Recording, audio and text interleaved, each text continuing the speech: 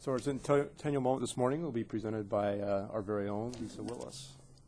Good morning, Commissioners. Good morning, Lisa. This week's Centennial moment highlights a tenant that has called the port home since 1935. For more than 75 years, Great Western Malting has produced high-quality barley malt.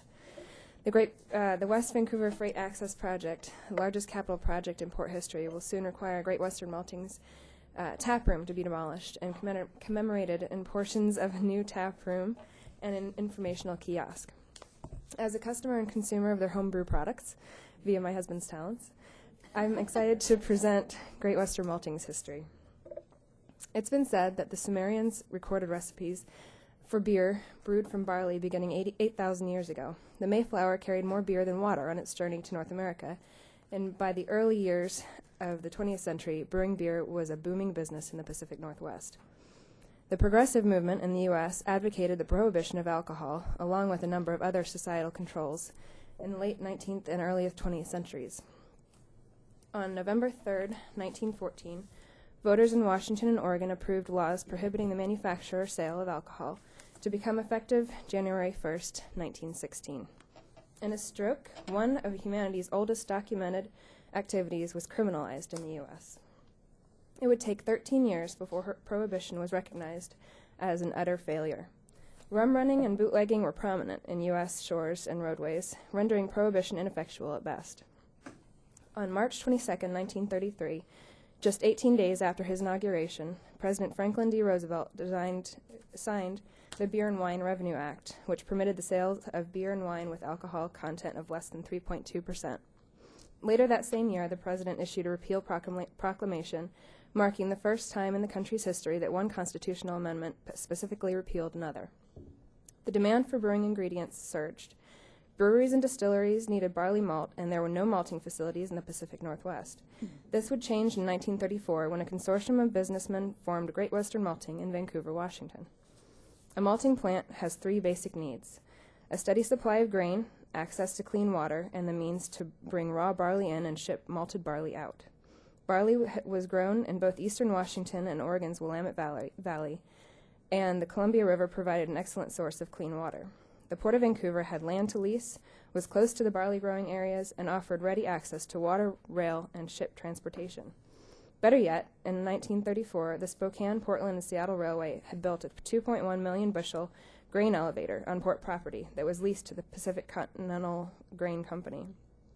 The land that Great Western Malting would lease from the port was right next door, making the move to the port more than convenient. In short, the port offered everything the investors would need, and they wasted no time.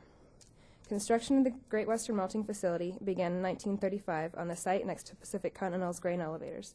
The malting plant had two major functional components: giant melting drums for germinating the barley and kilns for drying and toasting the grain. A conveyor belt connected the plant to the storage elevators next door, where the prepared grain was stored until ready for shipping. Raw grain was soaked for 2 or 3 days to cause sprouting, then placed in large pneumatic drums, so called because air was injected into them to condition the grain. The portion of the plant housing this equipment soon became known as the drum house. The entire malting process took an average of 10 days, and the drums and kilns operated nonstop. What resulted from the process was pure, high-quality barley malt suitable for brewing and distilling. With certain refinements and newer technologies, the same basic malting process is still used today. By 1939, Great Western Malting dominated the malt barley market on the West Coast and was able to compete in the Midwestern and Eastern markets, long controlled by more established companies. Its success was celebrated not only by its founders and employees, but also by the region's farmers, who were soon supplying Great Western Malting with 25,000 tons of barley a year. With access to roadways for trucks and rail that connected to long-distance lines, Great Western Malting was able to expand and built a 350,000 bushel malt storage facility next to its plant in 1940. The company's quick success interested large players in the industry, specifically raw malting in 1944. This would mark the first of several ownership changes that would take place over ensuing decades. To cope with the company's expanding business, RAR supplied an additional 10 malting drums, a new grain elevator, new processing equipment, and 65 new storage bins for the finished malt. This increased Great Western Malting's total storage capacity to 1 million bushels, and by 1950 the company was capable of producing 40,000 tons of barley malt each year. RAR also constructed another space that seemed to be motivated more by whimsy than necessity. The tap room was a cozy clubhouse that could be used by company employees and for various public events. The tap room was decorated in a style referred to as streamlined modern, a late manifestation of the Art Deco style that began in Europe and became popular in the U.S. in the 1930s. The room was paneled from floor to ceiling in oak and decorated with paintings by Spanish muralist Jose Moya del Pino that depicted farm workers of an earlier era hand harvesting and soaking barley. Etched into one oak panel was a carving by noted Oregon wood sculptor Leroy Setziol, showing a beer stein overflowing with barley stalks wreathed by hop vines. The most popular feature of the tap room was no doubt the stand-up bar, served by a single bar tap connected to a kegerator holding 1 keg of beer. Visitors sat on overstuffed red leather furniture, warmed themselves before a huge Roman brick and ceramic fireplace, and sipped beer while surrounded by stained glass and copper details. Not surprisingly, the tap room was an immediate success, and for more than 60 years it would provide a cozy and intimate space for gatherings. By 1956, Great Western Malting experienced more growth with the introduction of a new 1 million bushel elevator that doubled grain storage capacity and new hopper rail cars that carried the company's product to customers nationwide. The company's rapid growth and impressive earnings once again made it an attractive takeover target. In what became a dizzying series of mergers, leveraged buyouts, and outright sales, RAR merged Great Western Malting with a competitor, California Malting. The combined enterprise became known as Great Western Malting Company. Improvements to the Vancouver facility in coming years included increasing the grain storage capacity yet again, this time to 2.5 million bushels, adding 15 new pneumatic drums, and installing a double-deck kiln. By 1964, the company's 60 full-time employees were producing 6 million bushels of malt each year. In 1968, a Portland-based conglomerate, Columbia Pneumatic Systems, Inc., added Great Western Malting to its portfolio of diverse enterprises. This coincided with the completion of a $2 million addition to the Vancouver facility called the Flexi Malt Plant, which eliminated the need to move the barley from one piece of equipment to another. Columbia Pneumatic then sold Great Western Malting to Univar Corporation, a Seattle-based distributor of chemical products. Univar expanded the company by adding a 150-foot-long kiln, 7 new barley storage bins, 8 silos, and a $7 million malt house. By now, it seemed nothing would halt Great Western Malting's steady growth. Yet something did. By the mid-1980s, the demand for beer had leveled off. The baby boomers who had supported the industry since the 1960s were settling down, and there was an extreme concentration in the business of brewing. More and more, annual beer production was controlled by fewer breweries. Things began looking up, however, when in 1987, Great Western Malting sold 22 tons of malt to China, the first non-Chinese company in history to do so. Then, in 1988, the company built 2 new germination facilities, and Great Western Malting's Port of Vancouver site was now the second largest malting plant in the U.S., supplying 15% of all malt used to make the country's beer. Great Western Malting and the Port of Vancouver have a long history together and continue to work cooperatively for the benefit of each. As the malting plant has expanded over the years, the port has been able to meet its need for additional space and has helped provide the transportation infrastructure that allows Great Western Malting to economically ship both its raw material and its finished products.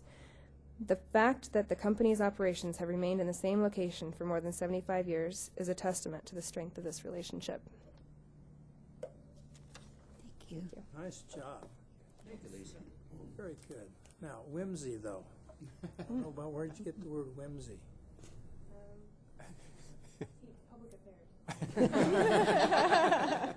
Well, I want you to, that tap room, people need to remember that. And Jay assures us that murals and some of the other fine things that are whimsical will be taken to the new tap room. They're already there. Good.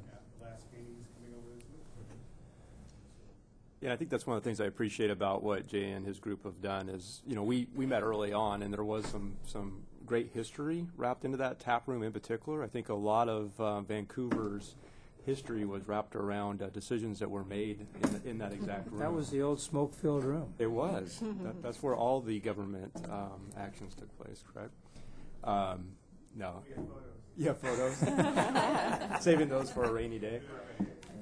But they did take and move those over, and it is a great facility that they have now, albeit newer, but they did capture a lot of that history in that tap room, and I think it was greater than even Patty and I had ever imagined that they would be able to do and to reserve, and I think is exactly what the office, I'm going to get it wrong, of historical archaeology. Department of Archaeology and Historic Preservation. Yeah, those folks, what they wanted to accomplish. So, and we still have one more piece of it. We've got another element that we're trying to find a location for that we can tell a little bit of the Great Western Malting history.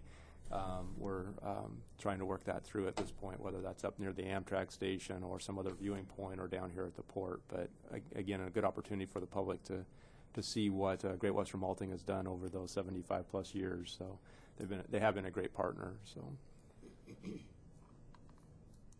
did you want to offer Jay a chance to say anything, or? I was just going to ask him if he if he wanted to talk. I don't think Jay ever turns down an opportunity. Yeah, good morning, commissioners and executive director.